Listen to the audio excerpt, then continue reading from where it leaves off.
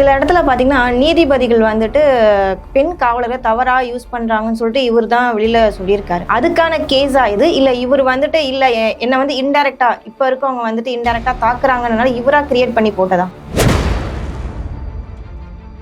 இந்த போன்ற நபர்களே வந்து ஒன்று மரண பீதி ஏற்படுத்துவாங்க, பயங்காட்டி அந்த மரண பீதி தான் அந்த ஆக்சிடென்ட். சரி, அதன் பிறகு கைது பண்ணி உள்ளே போட்டீங்க, ஜுடிஷியல் நீதிமன்ற காவலுக்கு ஒருத்தங்க குற்றவாளி போயிடறாங்கன்னு சொன்னால் அது பிறகு வந்து அவர் மீது டச்சு கூட பண்ண விடாது, விசாரணை கூட பண்ண விடாது. இதுதான் சட்ட விதி. இல்ல ஒரு நேரத்துல சவுக்கு சங்கர் வந்துட்டு திமுகவுக்கு ஆதரவா தான் இருந்திருந்தாரு. ஆனா சடனா இவர் மாறுறதுக்கு என்ன காரணம்? பின்புலத்துல வேற யாருன்னா இருக்காங்களா? இப்ப நீங்க ஒரு மீடியா நெறியாளரா இருக்கீங்க, இப்ப திமுக ஆளுங்கட்சியா இருக்கு. ஆளுங்கட்சியா இருக்கும்போது மக்களுக்கு எதிராக செயல்படும் போது நீங்க பகிரங்கமா எதிர்க்கிறீங்க. இதே திமுக ஆளுங்கட்சியா மாறுது, அப்போ எதிர்கட்சியா மாறுது. அப்போ ஆளுங்கட்சியா எது இருக்கோ அதை தான் எதிர்ப்பீங்களே தவிர எதிர்கட்சியை அவனை எதிர்க்க மாட்டேன். ஏன்னு சொன்னால் பல வழக்குகள் திமுக சார்பில் போடப்பட்ட பல வழக்குகளுக்கு கண்டென்ட் வந்து சவுக்கு சங்கர் தான் கொடுத்தாங்க. அதில் வந்து ஃபேமஸான வழக்கு குட்கா வழக்கு இருக்குது பார்த்தீங்களா, அது சவுக்கு வெப்சைட்டில் சவுக்கு சங்கர் எழுதின ஆர்டிக்கிளை வச்சு தான் என்ஆர்ஐலாம் சவுக்கு சங்கருக்கு ஃபோன் பண்ணி நீங்கள் அந்த ஆர்டிக்கிள் எழுதியிருக்கீங்க, படித்தோம், அதுக்கு உண்டான எவிடன்ஸ் எனக்கு கொடுத்தா நானும் எங்கள் திமுக சார்பாக வழக்கு போகிறேன்னு சொல்லிட்டு ரெட்பிக்ஸை வந்து தமிழக அரசினுடைய கடுமையான வாதத்தின் எதிரொலியாக வந்து ரெட்பிக்ஸ் வந்து ஹைகோர்ட் நீதியரசு தடை பண்ணாங்க. இப்போ உச்ச நீதிமன்றம் என்ன பண்ணிச்சு, எப்படி ரிலீஸ் பண்ணாங்க? அவர் குற்றம் செஞ்சாருன்னா அந்த ரெட்பிக்ஸ் என்ன பண்ணுவோம், அதில் வேலை செய்கிறவங்களுடைய தொழிலாளர்களுடைய இது என்ன ஆச்சு அப்படின்னு சொல்லி ரெட்பிக்ஸை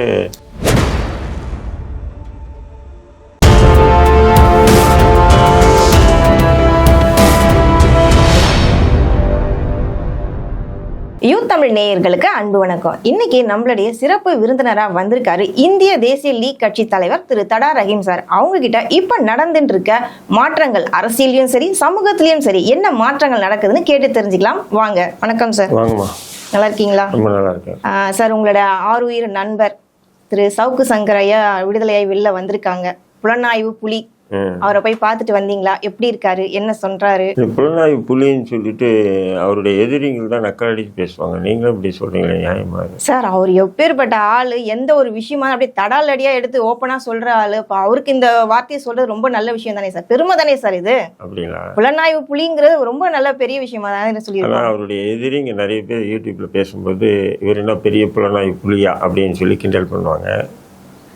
ஆக்சுவலாக வந்து பார்த்தீங்கன்னு சொன்னால் சங்கர் வெளியே வந்துட்டாப்புல, ஆனால் அரசுடைய தமிழக அரசுடைய அடக்குமுறைக்கு முழுக்க ஆளாகி வெளியே வந்திருக்காப்புல. சாதாரணமான அடக்குமுறையில் அவர் இருந்த அந்த சிறை வாழ்க்கை அத்தனை நாளும் ஒவ்வொரு நாளும் வந்து என்ன நடக்கும் அப்படின்ற ஒரு அதிர்ச்சியான நிலையில தான் அவர் சிறையில் இந்த முறை இருந்திருக்கார். எந்த வழக்கு போடுவாங்க, எந்த கோர்ட்டுக்கு கூட்டு போவாங்க, எந்த எஸ்கார்டு வச்சு பெண் எஸ்கார்டை வச்சு டீஸ் பண்ணுவாங்க, இப்படி வந்து ஒவ்வொரு நாளும் ஒவ்வொரு விதமான அதிர்ச்சியில் தான் அவர் காலம் கடந்தது. அவர் தான் எங்கிட்ட சொன்னார் காலைல, தொடர் ரொம்ப மன உளைச்சல் மன கஷ்டங்களோட நான் இந்த முறை சிறையை அனுபவித்தேன், அதனால் நான் வந்து இவங்க சும்மா விட மாட்டேன், சட்டத்துக்கு மீறி இவங்க என்னை அப்படி நடந்துட்டாங்க, அந்த அளவுக்கு கஷ்டப்படுத்தியிருக்காங்க அப்படின்னு சொல்லி சொல்லும்போது கொஞ்சம் இதுவாக தான் இருக்குது. ஏன்னு சொன்னால் ஒரு சாதாரண ஒரு கிரைம் அக்யூஸ்டுக்கு அப்படி கொஞ்சம் நெருக்குதல் கொடுப்பாங்க. ஏன்னு சொன்னால் இந்த தெஃப்ட்டு, திருடு, கெயின் ஃபார்மாட் இந்த மாதிரி அக்யூஸ்டுக்கு கொடுக்கறத விட அதிகமாக வந்து கொடுத்த ஒரு மன உளைச்சலை ஏற்படுத்தியிருக்காங்க.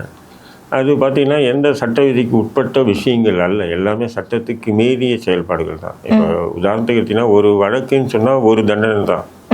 ஒரு வழக்குன்னு சொல்லிட்டு தமிழ்நாட்டில் நிறைய மாவட்டங்கள்லேருந்து வழக்கு பதிவு செஞ்சு அந்த வழக்குக்குன்னு கூப்பிட்டு போகும்போது பெண் எஸ்கார்டை வச்சு கூப்பிட்டு போகிறது, லேடிஸ் எஸ்கார்டு வரதுனால அவமானம் இல்லை, பெண்கள் எல்லா துறையிலையும் இருக்காங்க, அது அதேமாதிரி எஸ்கார்ட் துறையிலையும் இருக்காங்க. பட் அந்த பெண்களே வந்து பார்த்தீங்கன்னு சொன்னால் வண்டியில் உட்காந்து கால் மேலே கால் போட்டுக்கிட்டு கால் அவர் மேலே படுற மாதிரி, அவரை டீஸ் பண்ணுற மாதிரி, ஃபோட்டோ எடுக்கிற மாதிரி, இப்படியெல்லாம் பண்ணி மன உளைச்சல் இல்லைங்களா? ஆனால் ஒரு கட்டத்தில் அவர் பெண் காவலர்களை கூட அவர் ஒரு மாதிரி தவறாக பேசியிருக்காரு இல்லையா, அது உண்மைதானே? சரி, அதுக்கு தானே வழக்கு போட்டிருக்கீங்க, அப்போ நீங்களே தண்டிச்சிடுவீங்களா? இப்போ நீங்கள் ஒரு குற்றம் நடக்குதுன்னா நீங்கள் அது சம்மந்தம் வழக்கு போட்டீங்கன்னு போது அது வழக்கில் என்ன தீர்ப்பு வருதோ அதுதான் தண்டனை. புரியுதுங்களா? வழக்கும் போட்டுட்டு கைதும் பண்ணிவிட்டு நீங்கள் என்ன பண்ணுறீங்கன்னா அதன் பிறகு நான் தண்டிக்கிறத நாங்களே தண்டிப்போம் அப்படின்னு சொன்னால் எந்த சட்ட விதிக்கு உட்பட்ட விஷயம் இது சொல்லுங்கள். சில இடத்துல பார்த்தீங்கன்னா நீதிபதிகள் வந்துட்டு பெண் காவலரை தவறாக யூஸ் பண்ணுறாங்கன்னு சொல்லிட்டு இவர் தான் வெளியில் சொல்லியிருக்காரு. அதுக்கான கேஸா இது? இல்லை இவர் வந்துட்டு இல்லை என்னை வந்து இன்டெரக்டாக இப்போ இருக்கவங்க வந்துட்டு இன்டெரக்டாக தாக்குறாங்கனால இவராக கிரியேட் பண்ணி போட்டதா? உண்மையிலே என்னன்னா நம்ம இப்போது கமிஷனர் இருக்கார், முன்னாள் ஏடிஜிபியாக இருந்தார் அருண் சாரை பற்றி பேசுகிறப்பல அது எதுக்கு பேசுகிறப்பலன்னு சொன்னால் யூடியூப்பை வந்து முடக்கிறதுக்கு திமுக அரசு ஏடிஜிபி அருண்கிட்ட ஒப்படைச்சிருக்காங்க. அவர் வந்து இப்போ வந்து என்னுடைய எங்கூட வேலை செய்யக்கூடிய பசங்களை ஒவ்வொருத்தனாக கைது பண்ணுறாங்க. கார்த்திகை கைது பண்ணிட்டாங்க, அப்புறம் இன்னொரு பையனை வேல்முருகனை கைது பண்ணிட்டாங்க. இப்படி எல்லாருமே கைது பண்ணுறாங்க. அப்படின்னு சொல்லும்போது இந்த அதிகாரி யார் அப்படின்னு சொல்லி பேசும்போது தவிர்க்கப்பட வேண்டிய விஷயங்களை பொது வெளியில் பயங்கரமாக பேசிட்டார். இல்லை, ஆத்திரத்தின் உச்சத்துக்கு போய் இப்படி என்னுடைய நிறுவனத்தை மூடுறதுக்காக இப்படி பண்ணுறாங்களே, அநியாயம் இல்லையா, அக்கிரமம் இல்லையான்னு சொல்லி ரெட் பீக்ஸில் உட்காந்து பேசும்போது பெண் காவலர்கள் பற்றியும் வந்துடுது. அவருக்கு பாணியில் பேசுகிறார். அதுக்காக தான் வழக்கு. நீங்கள் அது வழக்கு போட்டு தப்பு அப்படின்னு நம்ம வாதாட முடியாது. அதுக்கு வழக்கு போட்டு அதுக்கு கைது பண்ணி அதுக்கு சிறையில் அடிச்சது தப்பு இல்லை. பட் இது நாள் வரையிலும் திமுக அரசினுடைய மக்கள் விரோத செயல்பாடுகளை பொது வெளியில் பகிரங்கமாக பேசினார். அது வந்து திமுகவுக்கு மிகப்பெரிய பின்னடைவாக வருது. அதனால் என்ன பண்ணுறாங்கன்னா இதை சாக்கா வச்சுக்கிட்டு தேவையில்லாத ஒருத்தரை கைது பண்ணுறீங்க. சரி, கைது பண்ணி வாகனத்தில் ஏற்றி அவர் என்ன பண்ணுறீங்கன்னு சொன்னால் ஒரு ஆக்ஷன் நடக்குது, பார்த்துருப்பீங்க. அந்த விபத்தை பார்த்தீங்கன்னா திட்டமிட்டப்பட்ட விபத்து. அது காவல்துறையை பொறுத்தவரையிலும் வந்து இந்த போன்ற நபர்களே வந்து ஒன்று மரண பீதி ஏற்படுத்துவாங்க, பயங்காட்டி அந்த மரண பீதி தான் அந்த ஆக்சிடென்ட். சரி, அதன் பிறகு கைது பண்ணி உள்ளே போடுறீங்க. ஜுடிஷியல் நீதிமன்ற காவலுக்கு ஒருத்தங்க குற்றவாளி போயிடுறான்னு சொன்னால் அது பிறகு வந்து அவர் மீது டச்சு கூட பண்ணக்கூடாது, விசாரணை கூட பண்ணக்கூடாது. இதுதான் சட்ட விதி. ஆனால் நீங்கள் என்ன பண்ணுறீங்க, காவலர்களை வச்சு 10க்கும் மேற்பட்ட காவலர்களை வச்சு கோயம்புத்தூர் சைடில் அடின்னு வச்சு அவர் சொல்கிறார் கை உடைஞ்சிச்சு, என்னால் கை தூக்க முடியலன்னு சொன்னதுக்கப்புறம் கூட அவரை அடிச்சிருக்காங்க. அப்போ இதெல்லாம் அநியாயம் இல்லையா, இதெல்லாம் அரச பயங்கரவாதம் இல்லையா? அப்போ இதுக்கெல்லாம் என்ன காரணம்னா அந்த பெண் போலீஸு இல்லை போலீஸை பற்றி பேசினாருன்றது இல்லை, ஒட்டுமொத்தமா திமுகவுக்கு எதிராக தொடர்ந்து பேசிட்டு வரதுனால. இல்ல, ஒரு நேரத்துல சவுக்கு சங்கர் வந்துட்டு திமுகவுக்கு ஆதரவா தான் இருந்திருந்தாரு. ஆனா சடனா இவரு மாறுறதுக்கு என்ன காரணம்? பின்புலத்துல வேற யாருன்னா இருக்காங்களா? இப்ப நீங்க ஒரு மீடியா நெறியாளராக இருக்கீங்க. இப்ப திமுக ஆளுங்கட்சியா இருக்கு. ஆளுங்கட்சியா இருக்கும்போது மக்களுக்கு எதிராக செயல்படும் போது நீங்க பகிரங்கமா எதிர்க்கிறீங்க. இதே திமுக ஆளுங்கட்சியா மாறுது, அப்போ எதிர்கட்சியாக மாறுது. அப்போ ஆளுங்கட்சியாக எது இருக்கோ அதை தான் எதிர்ப்பீங்களே தவிர எதிர்கட்சியை அவனை எதிர்க்க மாட்டான். அதிகாரம் இல்லை, அதிகாரம் இல்லாதவனுக்கு எப்படி எதிர்க்க முடியும்? ஆனால் ஒரு சிலர் சொல்றாங்க இவர் வந்துட்டு யார்கிட்டயோ பணம் வாங்கிட்டு தான் திமுகக்கு எதிராக பண்ணிட்டு இருக்காருன்னு சொல்றாங்க. இது உண்மையா? சரி, அப்போ கடந்த ஆட்சியில் வந்து திமுக பணம் கொடுத்துதா சவுக்கு சங்கருக்கு? ஏன்னு சொன்னால் பல வழக்குகள் திமுக சார்பில் போடப்பட்ட பல வழக்குகளுக்கு கண்டென்ட் வந்து சவுக்கு சங்கர் தான் கொடுத்தாங்க. அதில் வந்து ஃபேமஸான வழக்கு குட்கா வழக்கு இருக்குது பார்த்தீங்களா, அது சவுக்கு வெப்சைட்டில் சவுக்கு சங்கர் எழுதின ஆர்டிக்கிளை வச்சு தான் என்ஆர் இளங்கோவன் சவுக்கு சங்கருக்கு ஃபோன் பண்ணி நீங்கள் அந்த ஆர்டிக்கிள் எழுதியிருக்கீங்க, படித்தோம், அதுக்கு உண்டான எவிடன்ஸ் எனக்கு கொடுத்தா நானும் எங்கள் திமுக சார்பாக வழக்கு போகிறேன்னு சொல்லிட்டு அவர்கிட்ட கண்டனங்களை வாங்கி தான் வழக்கை போட்டு அந்த வழக்கின் அடிப்படையில் தான் அந்த குட்கா வழக்கு பெரிய அளவுக்கு பேசப்பட்டது. அதுபோல் 100க்கும் மேற்பட்ட வழக்குகள் திமுக வந்து அதிமுக எதிராக போடப்பட்ட வழக்குகளில் அதில் வந்து பார்த்தீங்கன்னா 25க்கும் மேற்பட்ட வழக்குகளுக்கு சவுக்கு சங்கர்கிட்ட தான் கண்டனே வாங்கினாங்க. மெட்டீரியல் வாங்கி தான் வழக்கு போட்டிருக்காங்க. அப்போது சவுக்கு எண்ணிச்சான். இன்றைக்கி நீங்கள் ஆளுங்கட்சியாக இருக்கீங்க, அப்போ மக்கள் விரோத செயல்பாடுகள்லையும் சில பல எம்எல்ஏக்கள், எம்பிக்கள் அல்லது திமுகனுடைய முக்கிய புள்ளிகள் செய்யக்கூடிய ஊழலை பற்றியும் கனிம வளங்கள் கொள்ளையை பற்றியும் பொது வெளியில் பேசினான்ற ஒரே காரணத்துக்காக நீங்கள் இந்த போலீஸை பேசினார், பெண் போலீஸை பேசினார்ன்ற காரணத்தை வச்சு ஒட்டுமொத்தமாக அடக்கி ஒடுக்கணும் என்பது எந்த வகையில்? சார், ஒரு கட்டத்துக்கு மேலே அவர் அவங்களோட பர்சனல் லைஃப்லாம் வச்சு பேசினார் இல்லையா, அது தவறான ஒரு செயல் தானே? இப்போ நான் கூடங்க ஆளுங்கட்சியில் இருக்கிறவங்களோட பர்சனல் விஷயத்தை வந்து வெளில கொண்டு வரக்கூடாது இல்லை? ஒருத்தர் இருக்காரு, தனி மனிதன், அவருடைய பர்சனல் விஷயம் எடுக்க முடியாது.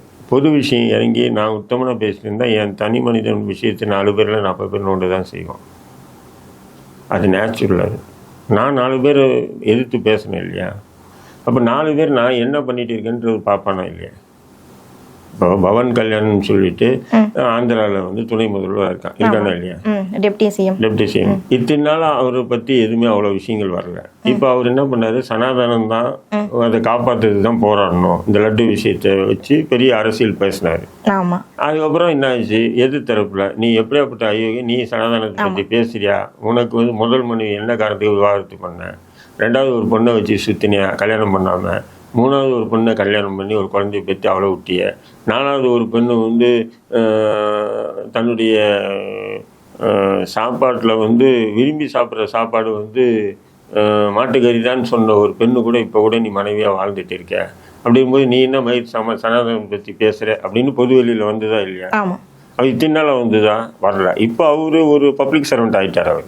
ஆமாம், லட்டு பற்றி யாராவது கமெண்ட் போட்டாலும் உடனே அவங்க பயப்படுறாங்க. சினிமாவில் இருக்கிறவங்களே அந்த லட்டு பற்றி கமெண்ட் போட்டால் இவர் மிரட்டுறாரா இல்லை என்னன்னு தெரியல, அதான் சொல்கிறேன், உடனே பயப்படுறாங்க. அப்போ என்ன ஆகுதுன்னு சொன்னால், அப்போ இவர் இத்தனை நாள் பொது இதில் இல்லை, இவர் பல பேர் விமர்சனம் பண்ணார். ஆனால் இதுதான் இன்னைக்கு பொது விஷயத்துக்கு அவர் வந்துட்டார், ஒரு துணை முதல்வர் ஆகிட்டார், அரசியலில் இறங்கிட்டார் என்பது அவரை பற்றி எல்லாம் பேசதான் செய்வாங்க.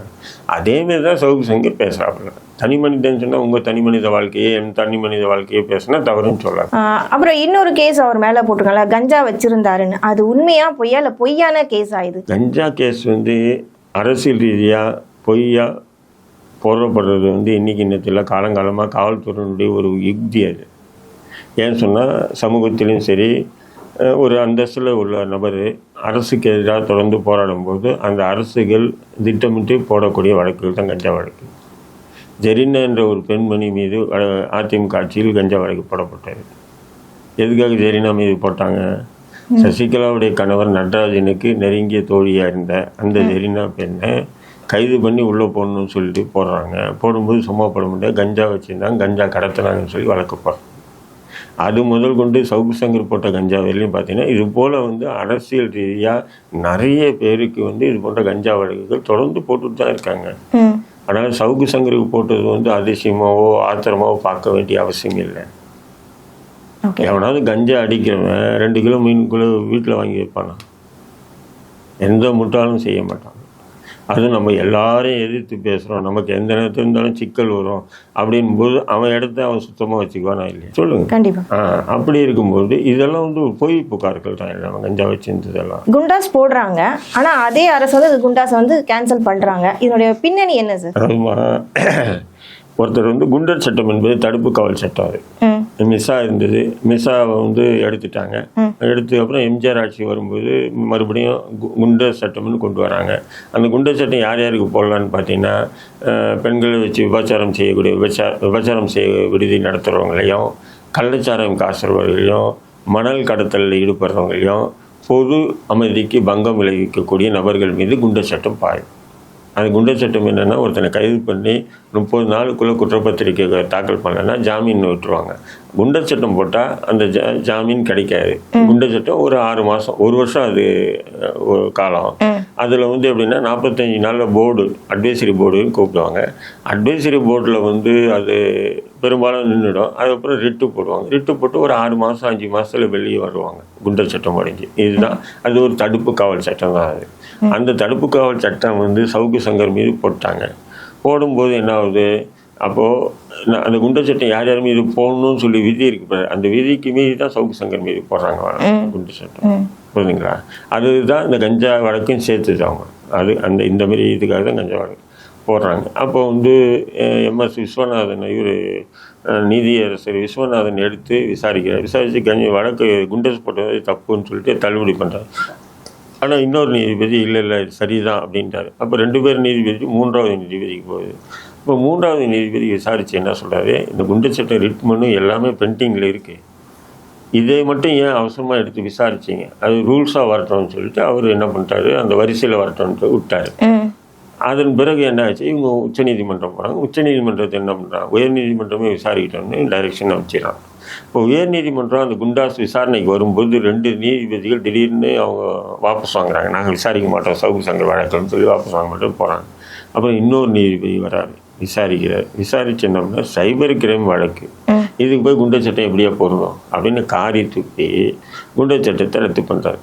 ரத்து பண்ண ஒரு 24 மணி நேரம் கூட ஆகாமல் மறுபடியும் ஒரு குண்டர் சட்டம் போடுறது என்பது சட்ட விதிக்கு எதிரானது மட்டும் இல்லை, அது சட்டத்தை கேளிக்கை செய்கிற மாதிரி ஆகும். இதுதான் உச்சநீதிமன்றம் என்ன பண்ணு, இது எப்படி போட்டீங்க, இதுக்கு விளக்கம் சொல்லணும். இந்த குண்டர் சட்டம் ஒரு குண்டர் சட்டம் போட்டு ரத்தானதுக்கப்புறம் இன்னொரு குண்டர் சட்டம் எப்படி போட்டீங்க சொல்லுங்க. நீங்களே ரத்து பண்ணுறீங்களா இல்லை நான் இது விசாரிக்கட்டுமான்னு சொல்லும்போது நாங்கள் டைம் வேணும்னு டைம் வாங்கிக்கிறாங்க. 15-20 நாள் டைம் வாங்கிக்கிறேன். டைம் முடிஞ்சு மறுபடியும் நீதிமன்றம் கூடும்போது கேட்குறாங்க என்னாச்சு குண்டு, இல்லை நாங்கள் ரத்து பண்ணிட்டோன்னு தமிழக அரசாக சொல்லுது. அப்படி ரத்து பண்ணலன்னு சொன்னால் நீதியரசர்கள் காரி துப்பி ரத்து பண்ணியிருப்பாங்க. இதுதான் நிலை. அப்போது சட்ட விதிக்கு புறம்பாக செயல்பட்டால் நீதிமன்றங்கள் மூலியமாக கொட்டு வாங்குவது இயல்பு. இப்போ உதாரணத்தை எடுத்துக்கிட்டிங்கன்னா ரெட்பிக்ஸை தமிழக அரசினுடைய கடுமையான வாதத்தின் எதிரொலியாக ரெட்பிக்ஸ் ஹைகோர்ட்டு நீதியரசர் தடை பண்ணாங்க. இப்போ உச்சநீதிமன்றம் என்ன பண்ணிச்சு, ரிலீஸ் பண்ணி வச்சிருக்காங்க. எப்படி ரிலீஸ் பண்ணாங்க, அவர் குற்றம் செஞ்சோன்னா அந்த ரெட்பிக்ஸ் என்ன பண்ணும், அதில் வேலை செய்கிறவங்களுடைய தொழிலாளர்களுடைய இது என்னாச்சு அப்படின்னு சொல்லி ரெட்பிக்ஸை உடைச்சிட்டாங்க. தடை உடைச்சு உச்சநீதிமன்றம் உடைச்சிச்சு. ஆக எல்லாமே அப்படிதான். அரசு அந்த ஒரு மலமலை நினைச்சு இது போல பள்ளத்தில் விழுறது சகஜம்.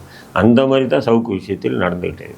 இதுக்கப்புறம் அவரோட நடவடிக்கை எப்படி இருக்கும் சார்? இனிதான் என்னோட ஆட்டம் ஆரம்பம் அப்படிங்கிறாங்க, அதெல்லாம் உண்மையா இல்லை அவர் உண்டு அவர் வேலை உண்டுன்னு இருப்பாரு? இதை விட அதிகமா இப்போ ஃபர்ஸ்ட் லாஸ்ட்ல இருந்தது போல இப்போ வரக்கூடிய காலங்கள் அதிகமா அவருடைய அவருடைய ஆக்டிங்லாம் இருக்குமா அப்படிங்கிற கேள்விக்குதான். காயம்பட்டவனுக்கு தான் வலி தெரியும். சங்கர் காயம்பட்ட வெளியே வந்திருக்காப்புல. அப்போ அந்த வழியில் கத்த தான் செய்வார், பேச தான் செய்வார். அது முன்னாடி பேசுன மாதிரி பேசுவார், இல்லை முன்னாடி விட அதிகமாக கூட பேச வாய்ப்பு, இன்னும் வீரியமாக செயல்படக்கூட வாய்ப்பு இருக்கு. பொறுத்திருந்து பார்க்கலாம், மனிதனுடைய இயல்பு. பொறுத்திருந்து பார்க்கலாம் அவருடைய அடுத்த கட்ட நடவடிக்கை என்ன எப்படி இருக்கும்ன்றத பொறுத்திருந்து பார்க்கலாம். ரொம்ப நன்றி சார்.